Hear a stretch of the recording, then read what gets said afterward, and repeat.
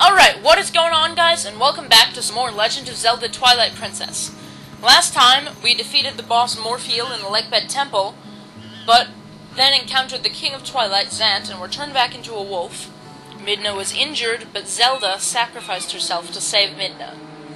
And now we're back in the North Faron Woods, trying to find the Sacred Grove, where the Master Sword apparently lies, and we're encountering these creepy things.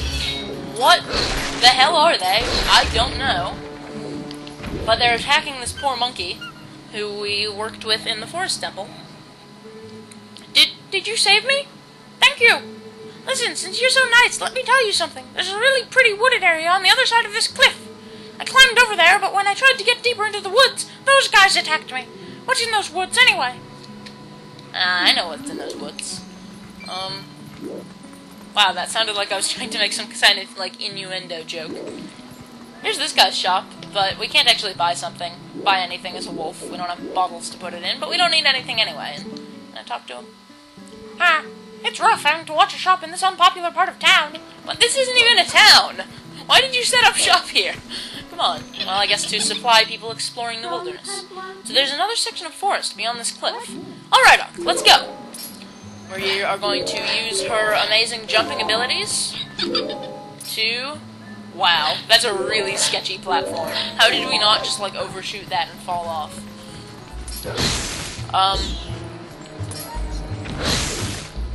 We are now in this area. We have to wait for the wind to blow these platforms so we can come across.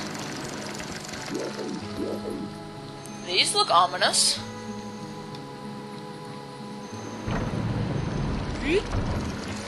Wish we could use the Gale Boomerang, but we can't. Would make it go faster, probably.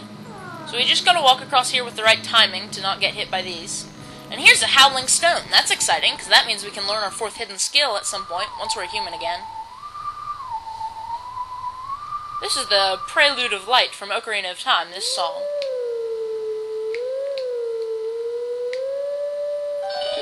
Okay, that wasn't a spectacular performance, but it worked. I think the timing was a little off.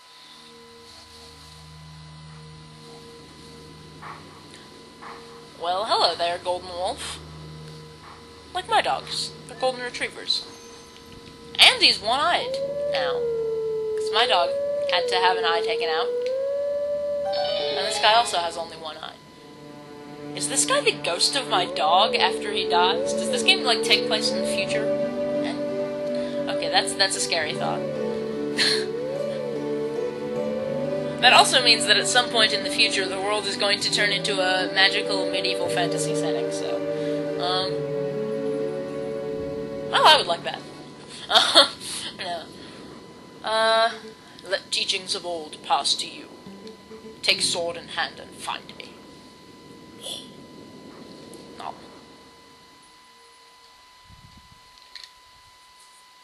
Alrighty. Faron Woods. The Golden Wolf is in this small section of Hyrule Field, just south of Castletown. That's actually directly above Zora's River.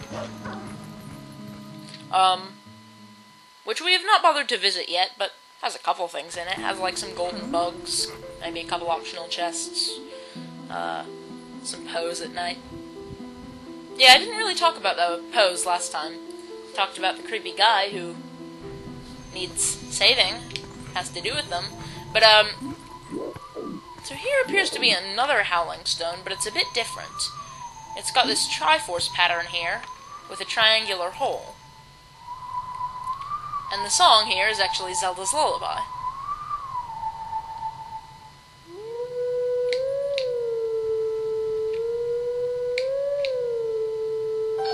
But doing this does not activate the whole Golden Wolf thing.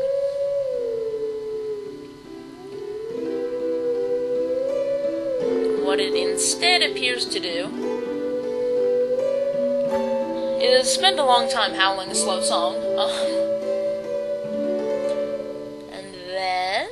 You done yet? There we go. Do your 360 there. Sorry, that's a...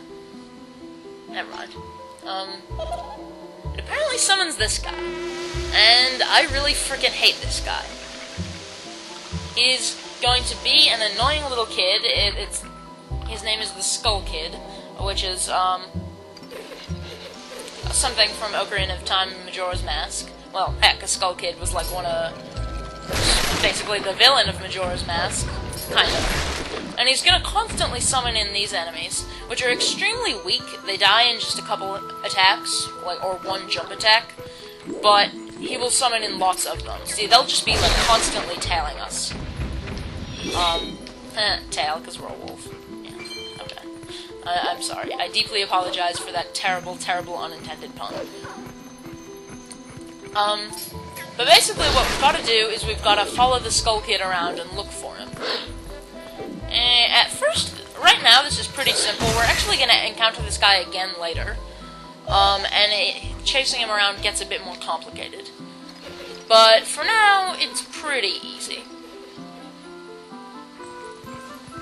We just he'll just open up new paths that we have to follow. There is a bit of backtracking, like we go back into this previous room.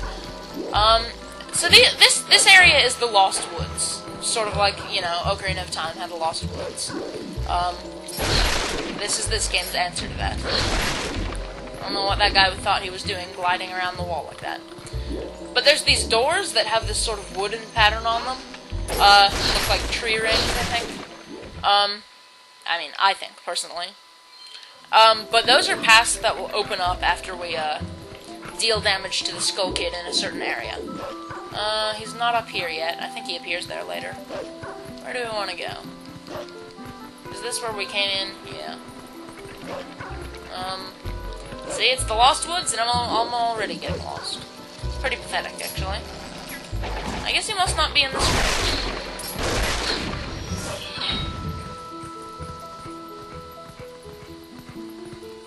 Oh, there's another path. I hear him. You can hear his little flute thing, or his pipes, whatever they are, joining in the playing the Lost Woods music. Yeah, it's pretty cool. It's actually like a remix of the original Lost Woods theme from Ocarina of Time. But anyway, hit him again. So we're just gonna keep following around, attacking him. He's pretty irritating. I don't like him, but what are you gonna do? He at least does open up these paths, but for all we know, he could be the one that closed him in the first place. Dick. Okay. So we opened up this path through here, which I think means it is also complicated. In Soviet Russia, woods lose you. There appears to be a path there. Oh, he closed that. Yeah. This room. Oh, he's up there. But how we get to him up there... Oh, this is a path. Okay. Yeah, this place is basically divided into different rooms that will get blocked and unblocked. Sort of similar to the one in Ocarina of Time. That was also divided into rooms. And you had to follow a very specific path. Anyway, he's a dead. And now he's going to open up that stone pathway, which will finally pretty much lead us out of the Lost Woods. Except for this kind of one final area. Smash these skulls. I'm not sure what kind of creature these skulls came from. They have a horn on them. They're obviously not human. And we're going to go down into this little arena-like room where we have sort of a mini-boss fight against the Skull Kid. And he appears to be mad. Not really sure why. I guess we beat him at his own game, or what? He's a douche either way. Yeah, you heard me, douchewagon. Alright, let's kill these creepy things. Okay.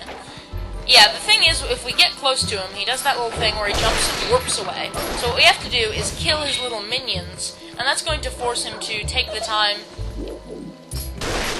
to toot his horn and summon some more. And that's... Really? Hello? No? Have I found, like, a glitch in this fight or something? What's the deal here? Normally what's... Okay, there we go. Missed our opportunity, though. Yeah, what's supposed to happen here is basically we kill the minions that he summons in, and then he's got to take the time to... Come on. Waiting on you. After you, sir. He's supposed to take the time to blow his horn and summon in some more guys. And that's our only opportunity, here we go, to actually damage him. There we go. Finally. That's annoying. I don't know what the deal is with that. I found this guy quite easy in my practice run. But he's just not... His AI is, like, orked. I don't know. These things are very easy to defeat en masse. En masse? I don't know how to pronounce that phrase. It is also foreign to me. There we go. There we go. His AI seems to be working now. And we did it. Or no, we didn't do it. We did more damage to him. We still have to hit him once more. Typical thing of having to hit him 3 times. Like most Zelda bosses, and really a lot of Nintendo bosses. Hit him 3 times. Oh, we can also use Midna's Dark Energy attack. There we are. Now your AI is working, buddy. And we finally defeated him.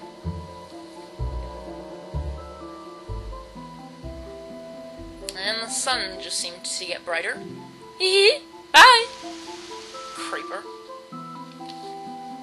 Also known to hiss and explode in some universes. Yeah, I can only go a few episodes without making a Minecraft reference. Speaking of Minecraft, I recently bought Terraria on Steam. I really enjoy it, but it's really frustrating from time to time. Started a medium core world, which means you drop your items when you die, sort of like in Minecraft. Ugh, so many frustrating deaths. Alrighty. This is an annoying puzzle. We've got a howl, it's this Triforce symbol on the ground, so it's the same Zelda's Lullaby song. But then we've got a puzzle with these 2 stone guardian guys. And it can take quite a while to figure out for me. I mean, I know there's a very specific way, you know, if you move in a certain way, you can get it easily, but I can never remember what that is. I usually just try to figure it out on the spot, and it's slow. So I'm probably going to cut out a lot of this.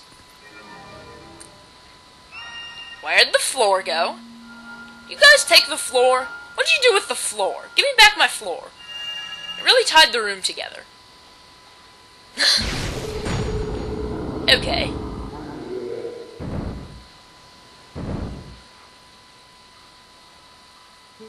It's Cthulhu! We are guardians of this land. We are also elder gods. Guide us to where we once stood. Only then can you enter the true sacred grove. So what we have to do here is we've got this puzzle where we have to move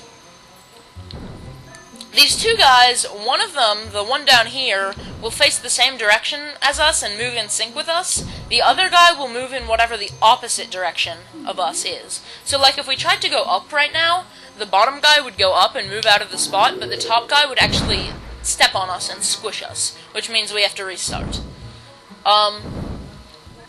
Which means we have to move to the side first. So I guess we'll do that. But basically, we have to get them both on these spots at once. But the catch is,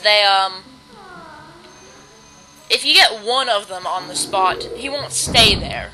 You have to get both of them on at once, but if they're on at different times, they'll just, Oh yeah, something else handy we can do is we can make them a chest bump. Basically, it allows us to move without them, Well, wait, let's see. If we do that, he'll jump. And if we do that, they'll also run into each other and not being able to move. So those are ways that we can move without these guys doing anything. But I think what we want to do right now is probably get over here. These corners are where you need to do a lot of the moving around to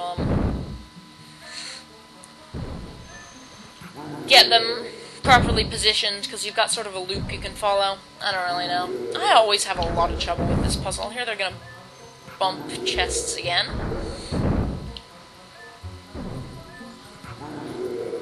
I have no idea what I'm doing. I'm just gonna freely admit that right now. This puzzle, I really hate this puzzle.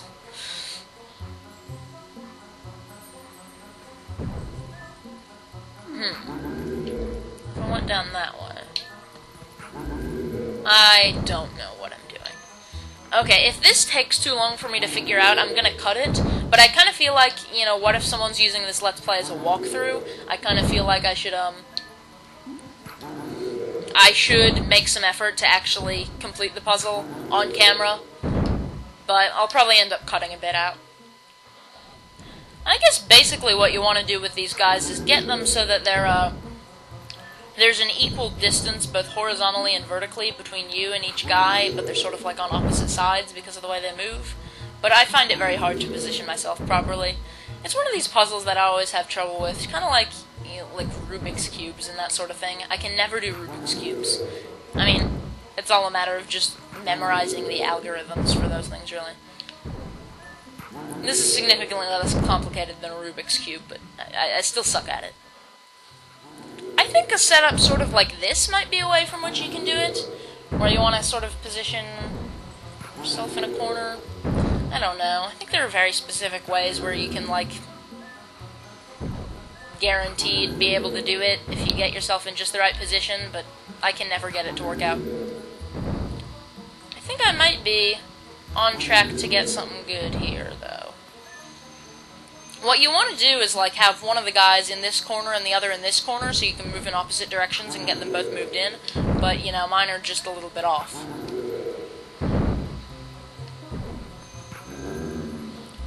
So I guess we want to make them do a manly chest bump again to, do a motion where...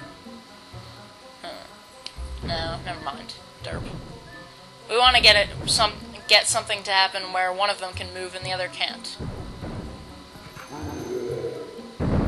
I don't know. It's so close to being right.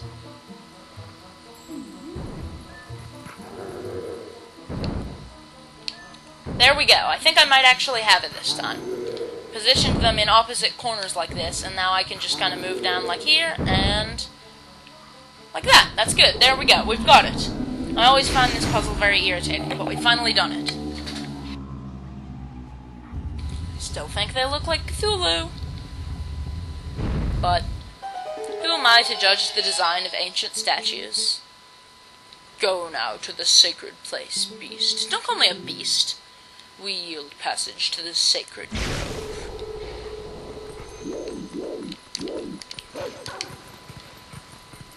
Okay. I don't even know what to say in response to those guys. All I know is this area is really cool.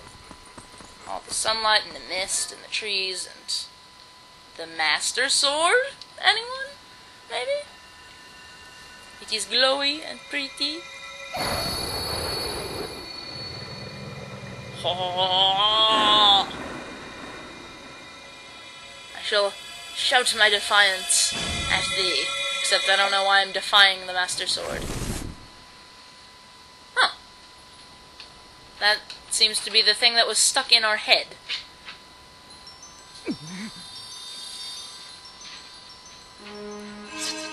And now we're human again. And we have drawn the blade of evil's bane.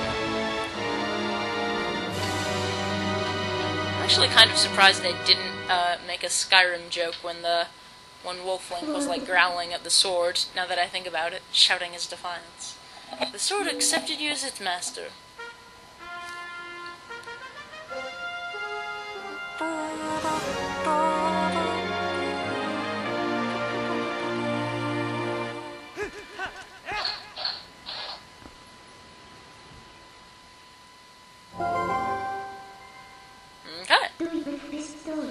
This thing is the embodiment of the evil magic that Zant cast on you. It's definitely different from our tribe's shadow magic. Careful, if you touch it, you'll turn back into a beast. This thing is too dangerous. It's probably for the best if we just leave it here, huh? But on the other hand, if we kept it, you'd be able to transform into a beast anytime you wanted. Yes, and Sant was kind enough to give it this to us. We should be thankful and use it all we can. If you need it, just call me. I want to keep a low profile, so I'll hide in your shadow when you're human, but I can change you whenever. You can be a wolf anytime you like, and also thanks to this thing, you can warp whenever you want by switching into wolf form. Hey, Hey, but listen, Ark, I've got a little favor to ask. Would you mind coming with me to find something called the Mirror of Twilight? It's hidden somewhere in Hyrule. Yes, the Mirror of Twilight, our last potential link to Zet.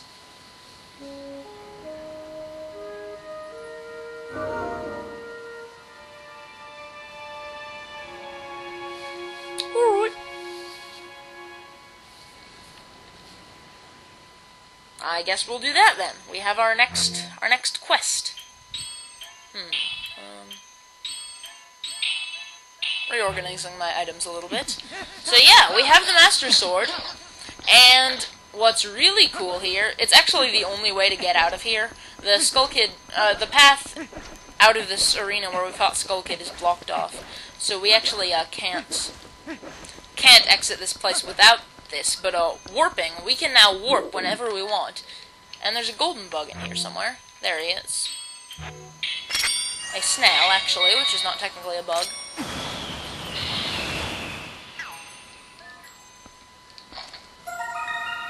You got a snail? Why would you want a snail? That's really kind of strange. Can't get up in there. Yeah, it's really... I find that very strange. It's never explained why you can't warp when you're a human. I mean, I guess it's supposed to have something to do with, like, Midna hiding in your shadow and whatever, but I don't know. Now that we have this thing, we can transform between wolf and human forms whenever we want just by talking to Midna. Now we're a wolf. Now we're a human. And we also have a better sword. The Master Sword has, like, double the attack power of the Ordnance Sword. Yeah, so it's weird. If we warp, we automatically get turned into a wolf. I don't know why we can't warp when we're not a wolf. But anyway.